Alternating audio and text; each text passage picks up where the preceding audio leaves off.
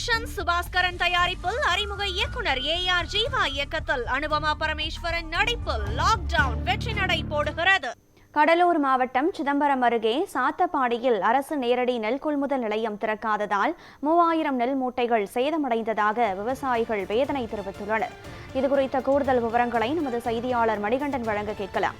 வணக்கம் மணிகண்டன், அங்கு கடலூர் சாத்தப்பாடியில் இந்த நெல் கொள்முதல் நிலையமானது எத்தனை நாட்களாக திறக்கப்படாமல் இருக்கிறது? இந்த கொள்முதல் நிலையம் திறக்கப்படாததன் காரணம் என்ன? விவசாயிகள் எந்த அளவில் பாதிக்கப்பட்டிருக்கிறார்கள்? விரிவான விவரம்.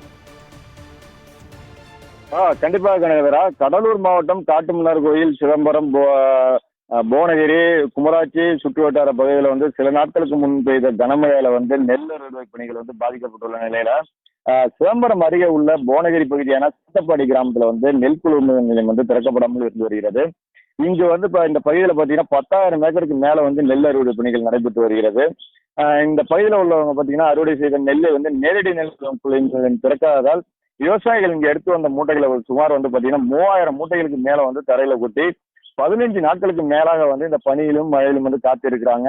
இந்த நெல்லானது பாத்தீங்கன்னா மழை மற்றும் மாறுபட்ட காலநிலையில நெல்மணிகள் முளைப்பு ஏற்பட்டுள்ளன என விவசாயிகள் வேதனை தெரிவித்துள்ளனர்.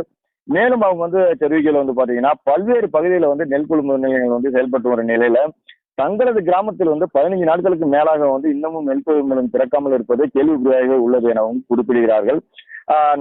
மேலும் அவங்க தெரிவிக்க உள்ள பாத்தீங்கன்னா, நாங்கள் பயிரிட்டு அறுவடை செய்துள்ள நெல்லானது மிக சன்ன ரகமாகவும் இந்த நெல் தமிழ்நாடு நுகர்பொருள் வாணிப வகையத்துக்கு நியாய விலை கடைகளுக்கு சென்று மக்களுக்கு தரமான அரிசி கிடைக்க வேண்டும் என்ற எண்ணத்தில் அடிப்படையில் இங்குள்ள விவசாயிகள் பயிரிட்டு அறுவடை செய்து வருகிறோம் என தெரிவிக்கின்றனர். மேலும் அதிகாரிகள் உடனடியாக நெல் கொள்முதல் நிலையம் திறக்காவிட்டால் சால மறியல் போராட்டம் நடத்துவோம் என விவசாயிகள் தெரிவித்து வருகின்றனர். மேலும் சில நாட்களுக்கு முன் பெய்த இந்த மழையால பாத்தீங்கன்னா நெல் அறுவடை இந்த பகுதியில் ரொம்பவே பாதிக்கப்பட்டுள்ளது.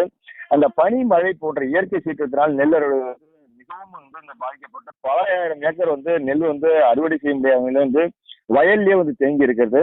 ஆகையால் உடனடியாக அதிகாரிகள் எங்கள் பகுதிகளை ஆய்வு செய்து நேரடி நெல்முதம் திறக்க வேண்டும் எனவும் உடனடியாக எங்கள் நெல் மூட்டைகளை ஈரப்பதம் பார்க்காமல் உரிய விலை கொடுத்து வாங்க வேண்டும். மழையால் பாதிக்கப்பட்ட விவசாய நிலங்களை ஆய்வு செய்து உரிய இழப்பீடு வழங்க வேண்டும். மேலும் தற்போது உளுந்து பயிர் விதித்து சில நாட்களுக்கு முன் பெய்த இந்த மழையால அதுவும் பாதிக்கப்பட்டிருக்கிறது. அதையும் ஆய்வு செய்ய வேண்டும் எனவும் நிலுவையில் உள்ள பயிர் காப்பீடு தொகையை உரிய இது போர்க்கால அடிப்படையில் சீக்கிரமே வழங்க வேண்டும் எனவும் கோரிக்கை விடுத்துள்ளார்கள். விவரங்களை வழங்கியமைக்கு நன்றி மணிகண்டன்.